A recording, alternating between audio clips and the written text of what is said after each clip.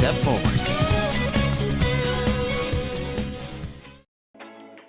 Hello, everyone. This is another episode of the Then and Now podcast. It's been a while since we've done an interview. I'm very excited to have the guest we have today. This is Sasha Woods. Sasha Wood. Is it Wood or Woods? I'm sorry. It's Wood. Wood. I figured I messed up. She has her channel, Casually Comics, over on YouTube, and she does amazing content. She does comic reviews, different things like that. Before we get into it, I will also introduce my other co-host, which I feel like I don't need to at this point. We're like 30 episodes. I don't need to be here. We have Sasha Wood with no S. Let's just. I'm meaningless. I am meaningless. Sasha Wood, no S. That's crazy. Sasha, just to start off, I'm curious to know what was your inspiration for starting a YouTube channel on comics in particular. To start with. Well, I've had a couple of YouTube channels in the past, and what I found was that with the last one, while I was working heavily, intensely upon it, was that the comic book stuff kept bleeding on through. And so I was like, well, either I'm going to just be talking about comics all the time, which is not what all these other people are here for, or I can just kind of transition it over into its own space. And then I can also tackle all of the different topics that didn't really fit with the theme of what I was doing on the other channel, Shipper's Guide to the Galaxy. You had another podcast before this one. Well, it's a podcast. There's a channel before this one that wasn't 100% based on comics. What brought such a love for comics? Even like you see it in your background where you'll have a million bookshelves filled with a million different issues and anime, different things like that. What inspired that love of comics for you?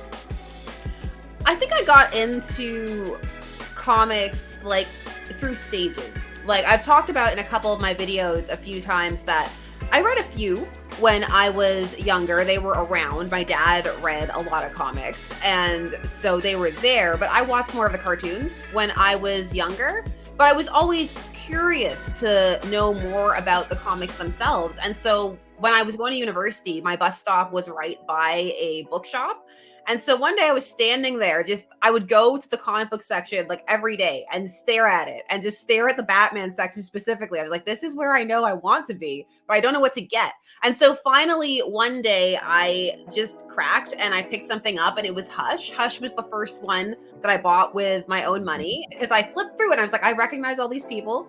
This seems like a good place to start. And from there, I was just hooked. And I just kept going back and back and back. And then I really fell in love with exploring the histories of the characters. And I found myself really drawn to the more obscure people, I guess. I love the big people too, but I find that I do gravitate a bit towards the more obscure corners of comicdom as well. I love that for, I don't know how many, 7, 8 different reasons, because one, Hush is in fact my single favorite Batman book by Jim Lee. It's the one that really got me into Jim Lee, actually. I love X-Men of the Day, but that book really got me into it. And two, I love that you brought up your love for the obscure characters. I watched one of your videos a while ago that you did on the, was it a eraser? Like a man that was... Yes, the eraser? Yeah, yeah. So I was like, what in the world? They're a deep dive, and then they're like, you dig a hole in the ground and then dive underneath it. So I was like, that's part of your demeanor, part of your charm is that you go so obscure and deep with things, yet you are ironically enough called Casually Comics. There's nothing casual about your comics. Nothing casual about it. So I just love that. I love that story. It just encapsulates you very well, very well. One thing I really love about her channel that I feel like a lot of people do also is everyone has that guilty pleasure of something they know is terrible. They know it's a bad product, but you just can't help but read it and enjoy it for whatever reason. She I forget what specific episode it was. I think it had I know exactly what it was. The Danny DeVito written Penguin run issue he had. And in that, you talked about how, I know this is terrible. I know this is trash. You broke down what made it bad. I just love reading. It was fun to read.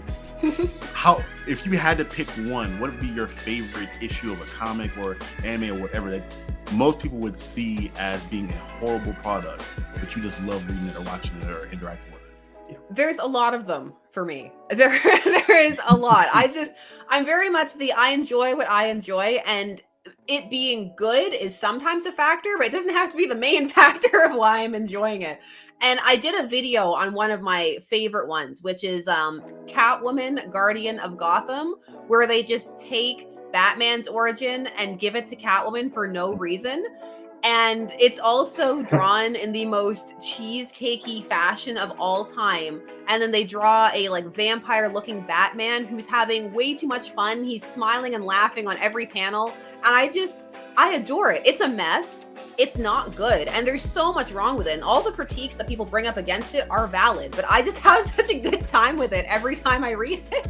Now, I figured it out from watching a couple episodes of the YouTube channel. But could you please, for our fans, explain what cheesecake means exactly?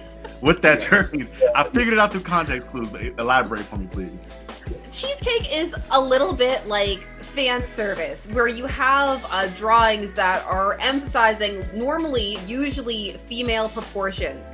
It can be that they're emphasized just because they're big or in the frame, or sometimes the costumes are getting ripped or like torn off, or the positions do not necessarily make the most sense for what should be happening based on what's going on, but they're there and they're happening. So Right.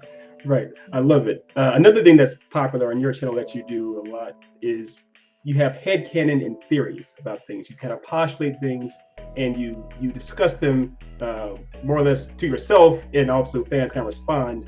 Has it ever happened where your headcanon, your theory has been like 100% true? You found out like maybe like years later or something actually turned out that was 100% valid? None that I can think of off the top of my head as of yet. And I actually kind of like that. I like that separation between the headcanon and the actual product itself. I think it's important to have those kind of lines, even though we're all like discussing fandom and that kind of stuff. I don't think it's great when either like what fans want is entirely ignored, but it's also not great when you only do exactly what people want and don't go for whatever story you're actually trying to tell. So I feel like it's a balance and a tightrope to walk to deliver the best kind and most entertaining story possible. Yes, absolutely. And you are a person who is wildly informed when it comes to comics and lore of all kinds of fictional universes. Have you yourself ever, thought about getting into creating some legit fan fiction or writing your own kind of stories? Because I did have Shipper's Guide to the Galaxy, which was all about transformative fandom and that kind of fan culture, like fan art, fanfic, all those kind of things. I did write fan fiction for a period when I was younger, and I also a couple of years ago got back into it briefly, and I'm still active in the community, but in my way. I'm a very lurky kind of person. In fact, like my screen name has the word lurker in it just because I feel like it's accurate. But I have written some stuff and I'm comfortable there. It's interesting because I've been asked that question before, and I can honestly say that I love comics to death, but it's not an industry that I want to work in. As a comic book writer, no, it is not an industry that you want to work in. It is definitely not. It is not. I can attest to that. So you are wiser than I am. Good on you for that. Right. We know that feels really difficult to kind of the map and out, but we also know that YouTube and creating a YouTube channel is a difficult road to navigate.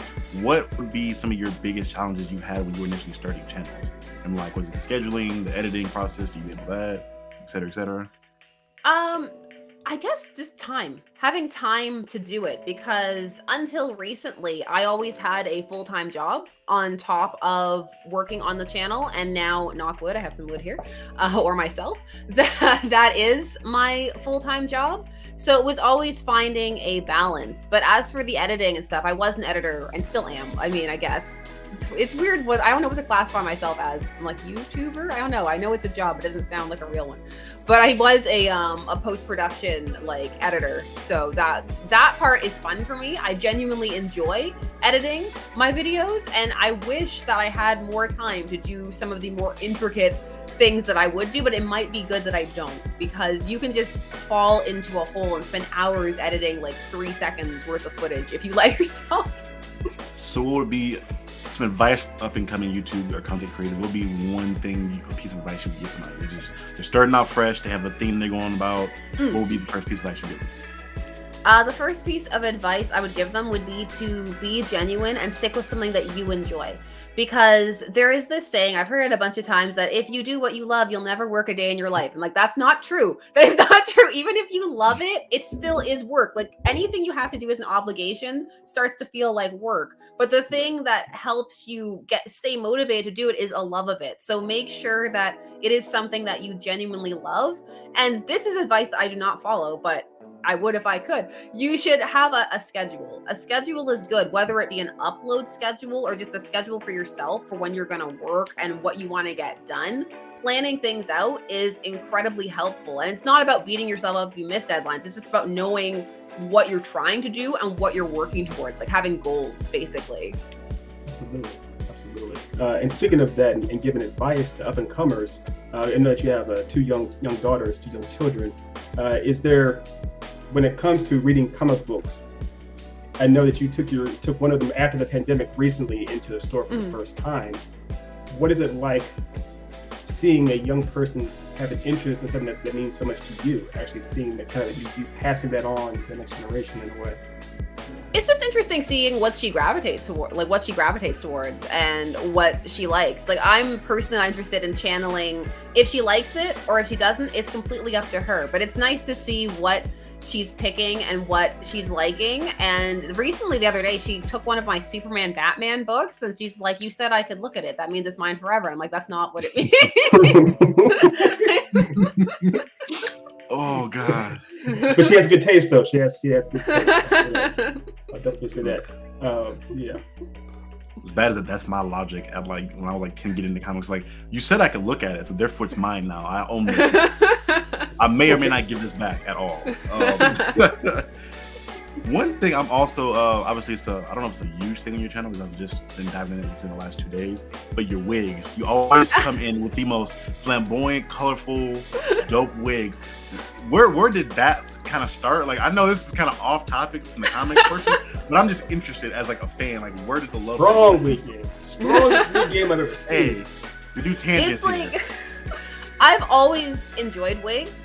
And I've always had a few, and I was always looking to take the plunge, but I was like, would it be weird like if I wore them on like the channel? No, I don't think it'd be weird. But then the pandemic happened, and I just could not get to the hairdresser, and some of the products I used just weren't available, and like the hair was suffering some damage, and I was like, I need to put this in a protective hairstyle, and I need to do something else. And so then I started wearing the wigs. I really liked it, and it's a lot of fun, and I just kind of got addicted to it. And I'm on this website and it's horrible. They send you these like email updates that are like, look, new collection drop. I'm like, please stop emailing me. Like, I had to put it in the spam folder, but I still go look because I need to know like what's there. I can't stop. Like, the collection's ridiculous. People ask like, how many are there? And I'm like, I actually have not counted recently because I don't think I want to know, because I'll end up on one of those like TLC shows where they come into your house and then they like lecture you about how much stuff you have. In my mind, I pictured your wig collection looking like the comic collection within the room. Like, you have a closet somewhere and there's like thousands of this lined up, like a pseudo, like an arsenal almost. Yeah, that's perfect. Mine's a bit darker. Have you ever seen Return to Oz, Sasha? Oh yes, I have. Yeah, where she finds like the room and like all the heads. That's the first thought. I was like, no offense, that's cool. I'm not, no judgment here at all if you have a room full of heads with wigs on top of it. But also, in line with wigs, and of course in years past you grew up modeling. I'm curious, if they were ever to do this Sasha Wood story, who would you want them to cast to play you? And now, this movie does not have to be super duper accurate. It can be like you actually fighting crime also, and you can have your cat as a sidekick. You can Well, I never did too much modeling. I never actually did it like professionally or anything. I did a couple of shoots here and there. I did work for a fashion magazine, and that was fun. If I were to cast myself, I'm one of those people who I want to be the most miscast possible. Like, I want it to be something that just people talk about it for years. They're just like, why would they pick this person to play her? So Vin Diesel. There we go. I was thinking Dave Bautista, but yeah, I don't want to. It's because I read I don't know if this is a real quote or not, but I read a quote years ago from Fred Astaire because they were always asking him, like, let's do the biopic of like your life, and he never gave up the rights to it. And somebody asked why. And I heard that he said that they would just get it wrong. And I'm like, you know what? I can completely identify with that sentiment. Yeah, that's fair. That's fair. Fair enough. Another thing, obviously, you have amazing mugs, and recently you made bat burgers on your channel. I'm curious if you could have any type of food, kind of like you could patent any kind of amazing burger or shake or what have you. What would you want it to be, and what would the contents, like what would it be, the actual recipe be, essentially? I would definitely want it to be a sauce because everybody loves sauce. Sauce makes everything better. And so I would love to have like some kind of yogurt-based sauce with like sumac and a little bit of lemon in it, and then like some garlic as well, and then just like a tinge of honey on top of it to like, with the proportions would have to be kind of, figured out, but something like that, because you could put it with fries, you could put it with vegetables, you could put it on top of things in a sandwich, on a burger. Like I want one of those sauces where people are like, I put it on everything. It's on everything. Yes. Just put a little Sasha on it. Yeah, exactly. I forgot where I was for a second. I was like, this sounded good. Hold on, I gotta write this down. I don't make this in the kitchen. One question I do have, as far as, again, we'll transition back to comics to try to get back on the original topic.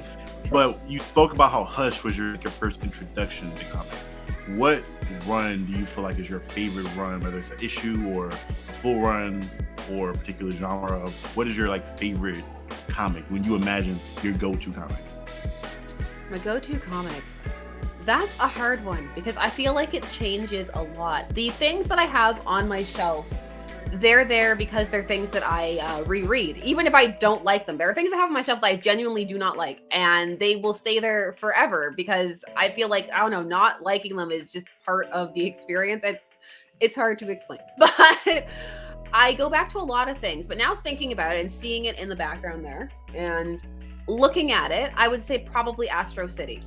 Like, if I had to only take one thing out of here, as much as that would pain me, I think I would grab the Astro Cities because I found those to be so amazing. Just the reconstruction, because a lot of people do deconstruction, but not as many people do reconstruction. And there's just such a love of the belief of heroes in that I love reading them. And they're just so interestingly told as you jump around time. And you see the different perspectives from just the people who live in the city to the heroes to the villains, and you see them at all these different points. And I found myself just very attached to the universe and the world. I've only talked about it a few times, but it's really one of my favorite series that I have. Is that a DC or a Marvel property, or is it just independent? Well, I always use the word indie and then I get in trouble because like I always think of indie as like not Marvel or DC, and people are like, the other ones are big too. And I'm like, I know. It's just how I conceptualize it in my mind. It's been published by a bunch of people. It was initially Vertigo. There we go. So I've heard of Vertigo before. Yeah, so Vertigo. Yeah. So Vertigo did it, and it's just this big, massive universe that's had all these stops and starts throughout the years with a really interesting collection of heroes that kind of mirror those of the Marvel universe, but also feel, not the Marvel, the DC universe, but some Marvel ones as well, but they just feel very unique and fleshed out. And I just really enjoy going back and seeing their stories, even though I've read them before and I know where they're going. I'm just very invested. They always say they flirt with adapting it, and I'm always like, please no, I don't do this. So are you not really a fan of adaptations, like, from different mediums, like a comic to animation or animation to live action or what have you? I like adaptations, I do, and I don't even mind if they change things. Sometimes it works, sometimes it doesn't. I don't like the idea that being adapted is the be-all, end-all, that is what makes your work worthwhile, that if it's not adapted, that it's not as good. And I just don't think that that's the case. I think that there are some things that are just very strong in their own medium, and maybe they will be in an adaptation in a different way, or equally, you never know, but I don't think that having them adapted makes them better. is basically the way I would put it. And sometimes I feel like that energy can come into the view of adaptations. Like, oh, now like more people know about it, so it's better than it was when like only these few people knew about it. It's like, no, it was good then too. Right. You sound very much like Alan Moore with a lot less beard. A lot less beard. Selfish question I have. This is more of a question for me. Sorry, fans. When it comes to YouTube in particular, how do you go about picking topics for your channel? Obviously, you have some that are like hot button topics for the moment in time where they're like controversial, and then also you have like your, I feel like, more passion product videos where it's just something you enjoy. How do you go about like picking your video topics? It's about finding a balance. Most of the time, it's something that I have something to say about or that I think would be interesting for the audience. I actually try and steer clear of more controversial stuff, not because it's because I find it draining. I find it very draining because I like to look at things from all perspectives. I don't like to come in with like a hot button, like, you know, like, oh, this is right or this is wrong. Like, I actually like to try and explore why people have the opinions that they have about it. And that can be very tiring, and it can also take a long time. And when the topic is very fresh and very hot, a lot of times people don't actually want to talk about it in that way. They want that kind of like, it's good or it's bad, and I'm here to like emotionally vent. And it's like, I totally get that. But that's just not the way I like to explore things. There have been some topics that I just have not done. I'm like, I'll get to it when I get to it. I'll get to it later at some point when I feel like it. And when I feel like people are more in a mindset to actually discuss it and look at it like, hey, what happened here? Like all of the things that happened here. Because that's what I find interesting about those kind of like big moments that people end up talking about. And my husband always tries to like keep me on track. He's like, you can't go too niche. He keeps me from going into some of the really weird corners because like what happens usually is I'll do a video and then like a bunch of like little tangent webs will spread out in my mind of like, oh, that could lead here. I could do this or I could do that. Like I did a Moon Knight video very recently and there were like 5 tangents that like came out of that in very different directions.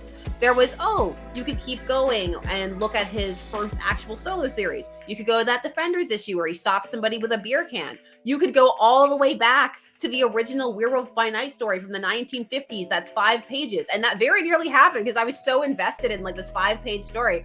And my husband was like, you need to not, like, that's a you thing. And I was like, yeah, it's true.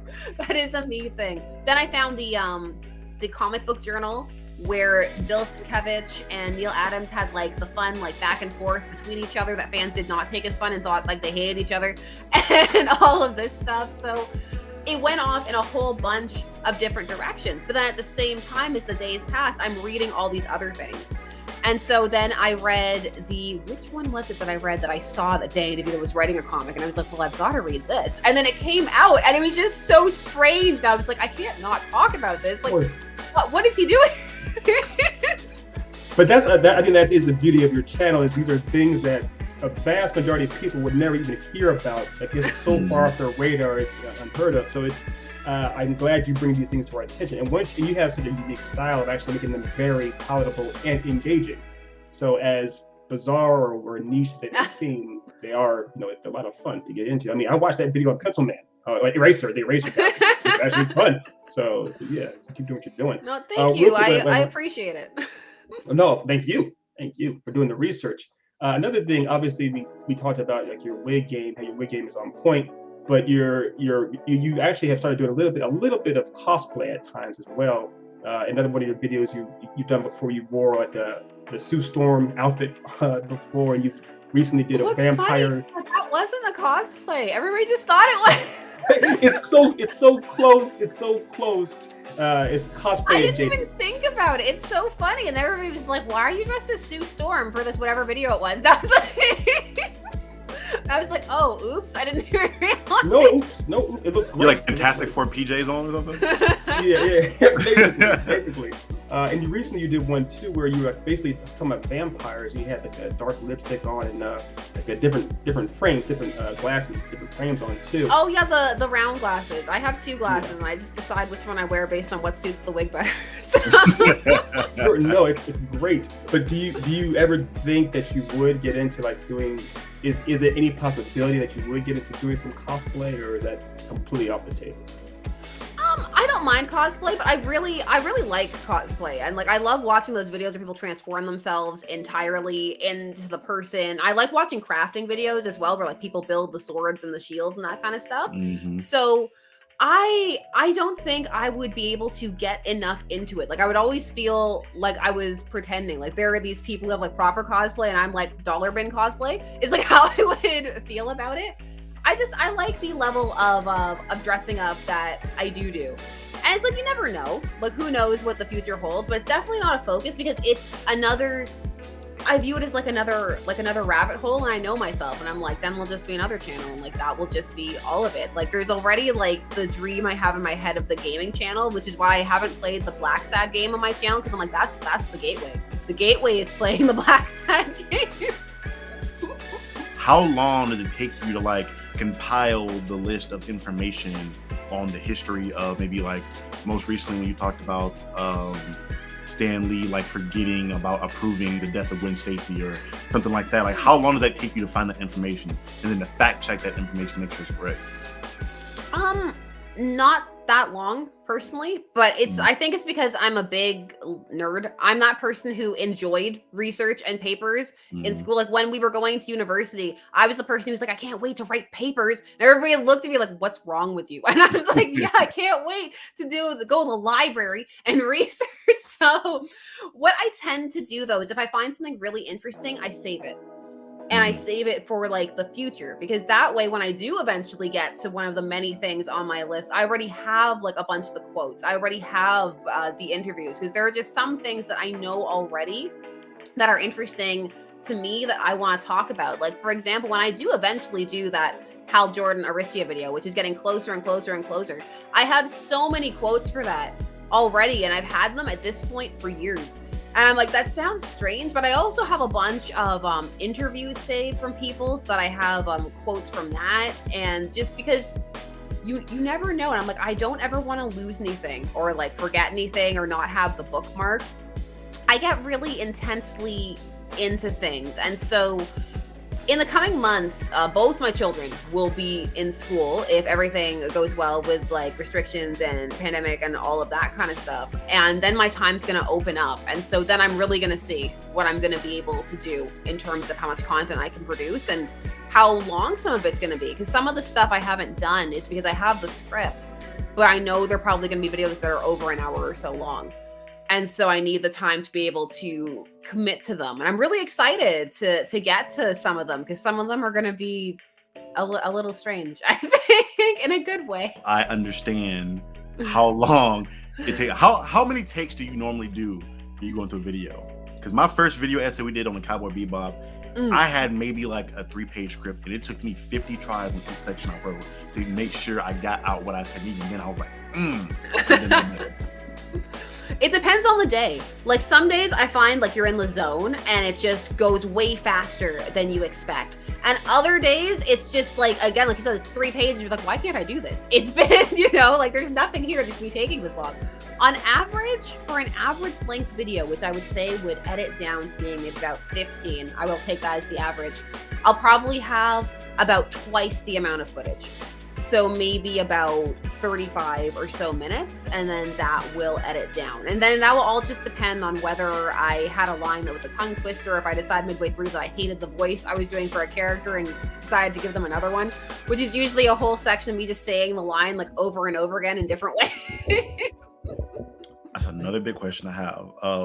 The voices. The voices are amazing. Wipe it from your minds to steal these life-saving goods. I assure you any attack will be unsuccessful. If any should occur, I will find you. What's your favorite? I gotta know. I feel like it's the Christian Bale Batman one, because I see that reoccurring so often. It's not. It's actually a voice I don't do too often because I save it because it's my favorite. It is a villain voice that I cultivated over on Shipper's Guide to the Galaxy when I did the stream of Dream Daddy. I played the entire Dream Daddy's game and read every single person with a different voice. And one of the characters, Joseph, he had this ending where it was revealed that he was a secret cult leader. And so the entire time I gave him this ridiculous, sinister voice, but also kind of like sultry because he was like one of the lead interests you could romance in the game. And it's my favorite voice. And I'm always looking for like the perfect villain to give it to because I'm like, yes, this is the voice.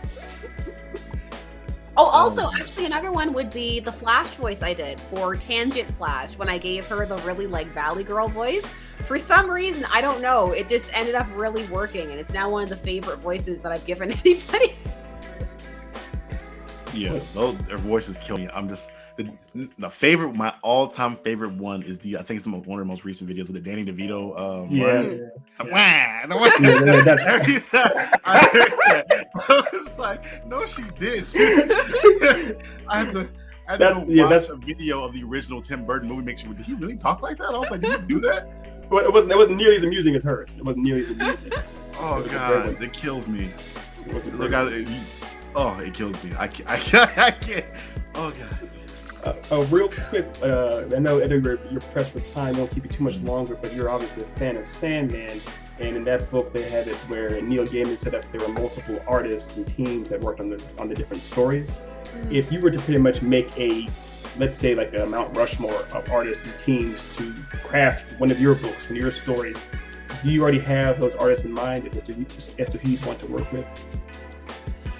No, I think this is something that comes up a decent amount on my live streams and stuff like that. I think I have a very different view of I don't know if celebrity is the right word than like other people or not, but I don't like to pedestal people and I don't like to be pedestaled either. I take everything on a case-by-case basis. So whenever there's like, like an artist who's really good or like an author who I really like, I'm like, anybody can do good work and anybody can do bad work. So I can't think of anybody who I was like, this is the person who I know would do the perfect thing. I'm that type of person who, no matter how long you'd been in the industry or anything, you'd still have to submit like an audition or, and I know some people like hate that concept. I'm like, no, I would want to see, because you never know. Sometimes maybe the person you think wouldn't get your idea or wouldn't get what you're trying to do might get it.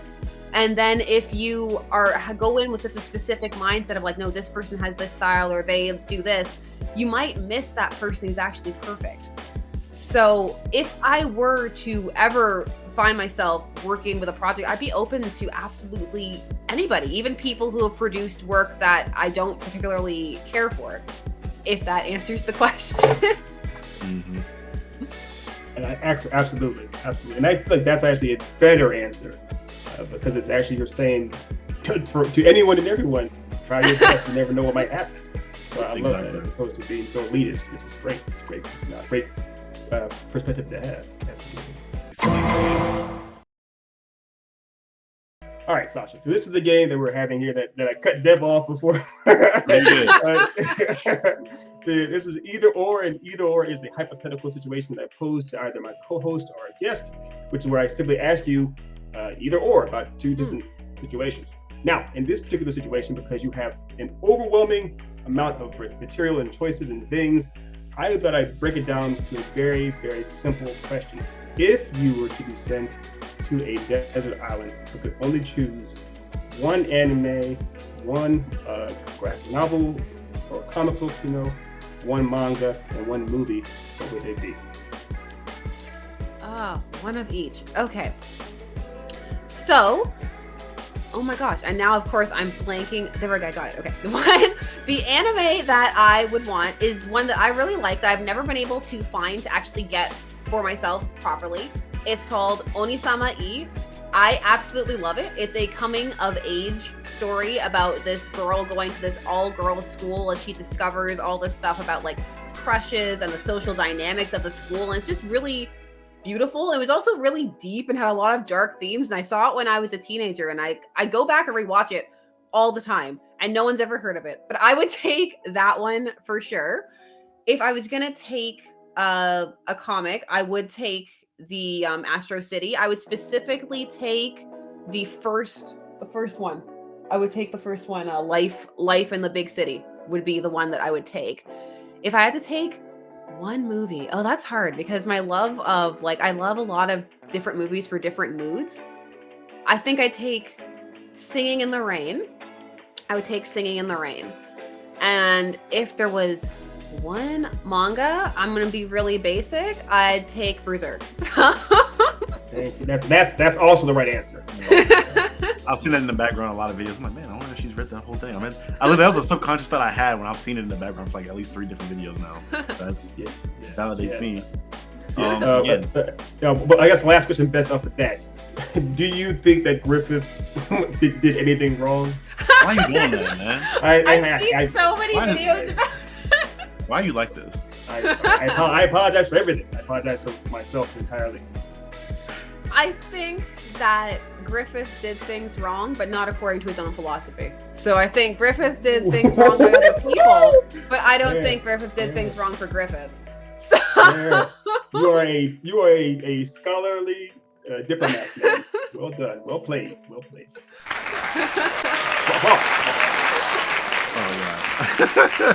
Oh yeah.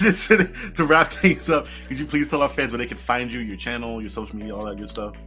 Yeah, if you want to find me on Casually Comics. That's my YouTube channel. I have social media, but I don't use it because I'm the worst and I can never think of what to post. I do have a Twitter, I do have an Instagram, but I never post there just because I can't think of anything. But if you do actually want to get in touch with me outside of the channel, you can email me. My email is there. It's casuallycomics@gmail.com. I do try and reply, and I do reply to comments as well. I really love them. So come and hang out and join the journey, as I like to call it, the madness of the channel. It's great. Again, it's been great speaking to you. I've become like a cult fan. I feel like over the last 2 days, I was like, man, I could actually talk to this person. So thank you for making the time to come speak to us. I really appreciate it.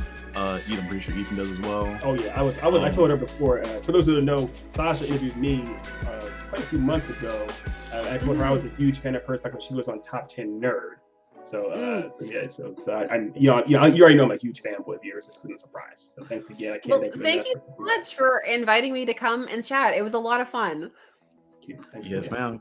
Well, guys, thank you guys for tuning in. This has been another episode of the Then and Now podcast. Thank you guys for your continued support. Please like, share, and subscribe, and we will see you guys next video.